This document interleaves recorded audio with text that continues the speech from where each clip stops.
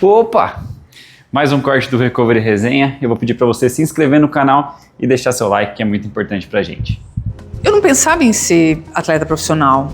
Eu ia, porque eu tinha que ir, na verdade. Eu me lembro que eu pedi pra parar de nadar, aí um ano meus pais deixaram, mas eu não gostava, não, assim, de... Não era o que brilhava os olhos. Lá em casa eles falavam que eu era obrigada até os 12 anos, então era uma regra em casa. Entendi, mas por conta dos seus irmãos também. Pra aprender a nadar, pra ter um Sim. esporte e tal. Então a natação eles achavam que era o melhor, então éramos obrigados até os 12 anos de idade. Meus irmãos já tinham passado disso, já estavam competindo. E o Guilherme, ele chegou a tentar índice olímpico, foi pra fora, fez um treinamento lá fora. E aí quando voltou, a expectativa era que ele conseguisse o índice, se não conseguisse, ele ia parar pra fazer vestibular. Que é um momento muito crucial ali na vida do atleta e que muitos acabam parando mesmo. Ele acabou parando. E chegou próximo, mas não chegou a fazer o índice. E aí foi ser engenheiro, né? Foi trabalhar e tudo, trabalhou com meu pai. E eu tava lá, a terceira, e né, a mais novinha, nadando e tal. Aí, eu me achava ruim. É mesmo? Porque eu era velocista, sempre fui, tive muita característica de velocista. Primeiro que, na época, ninguém dava valor em velocista. No sentido, não era algo glamuroso você nadar uma prova e ainda a menor prova de todas. Uma prova de 20 segundos. 50 livre era marginalizado, né?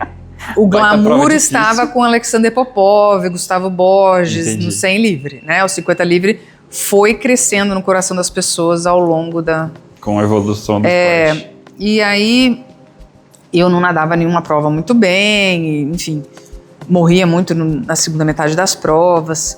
E no treino, também, o que me dava a impressão de eu ser ruim? No treino, o velocista... Ai, carambola. Pode chegar. Eu tô tentando falar. No treino, eu não conseguia sair na frente. Eu era sempre a última, né, a sair, a largar, meus intervalos. Eu era péssima de perna. Continuei até o final, mas pelo menos na hora que juntava tudo eu andava rápido, é o que interessa. E aí, eu me lembro muito bem que o Bretas, que dava treino pra gente na época, nós fomos para um campeonato brasileiro. Eu não tenho memória fotográfica, mas algumas coisas me marcaram, assim. E eu fiquei, eu acho que em quinto. E ele, brasileiro de categoria, e ele olhou pra mim e falou assim, não sei se quinto ou mais pra trás, ou não me lembro exatamente o lugar, eu tenho isso na cabeça do quinto, mas pode estar errado. E ele virou pra mim e falou assim, ano que vem você vai ganhar essa prova. Eu olhei pra cara dele, aquela coisa bem adolescente, 11, 12. Você imagina, né? Ele falou, olhei pra ele e falei, beleza, tá bom, isso aí. Deixa eu brincar. Isso. E o treino, na época, era bem isso mesmo. A gente se reunia antes do treino pra ir no pé de jabuticaba, no pé de manga. Tinha um coisa de biribol, né? Pelo menos lá chamava biribol, que é aquela haste com a bola que... A bola presa por uma corda e ela roda ao redor da haste e você tem que ficar batendo nela. Eu nunca nem vi isso. Então, lá em Ipatinga tinha. É o vôlei dentro da água. Então, não sei. Mas nós chamávamos de biribol. Tá. E brincávamos disso antes de ir pra piscina. Enfim, brincávamos de várias coisas assim. Então tinha essa, né, o estar com os colegas era legal. Mas nadar mesmo assim não era muito a minha praia, não. Aí, no ano seguinte, até tem uma história muito engraçada, porque meus irmãos inventaram o bullying. O bullying? E eu sei que não é um assunto engraçado, né? Bullying é muito sério. Mas eu tô brincando porque hoje já passou e na época eles fizeram algumas coisas que eu hoje sempre zoo. Hoje se caracterizam como bullying. Mas era assim, eu ia viajar, a ligação a longa distância era cara e eu tava me preparando pra ir e tal. E eles faziam várias coisas, de trocar meu lanche da escola, de tudo um pouco. Infernizavam minha vida. Me chamavam de testuda. Aí, testuda, você vai viajar. Se não ganhar, nem liga pra casa. Porque é muito caro. Não gasta ligação.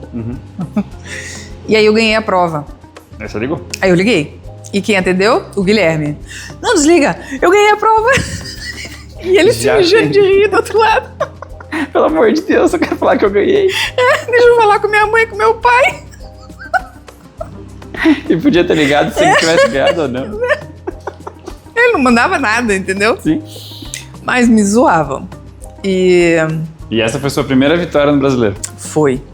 Era um brasileiro de categoria. Nesse ano eu já tinha índice para ir para o brasileiro adulto, mas não quiseram me levar. Com 12? E com 12. Aí com 13 anos eu fui pro meu primeiro brasileiro adulto. E fomos eu, uma outra atleta e o técnico. Fui em BH. E eu fiquei em segundo, atrás de uma das minhas melhores amigas da vida, Tatiana Lemos. Na época ela nadava 50 livre também, ela ganhava as provas de velocidade. E aí eu peguei prata.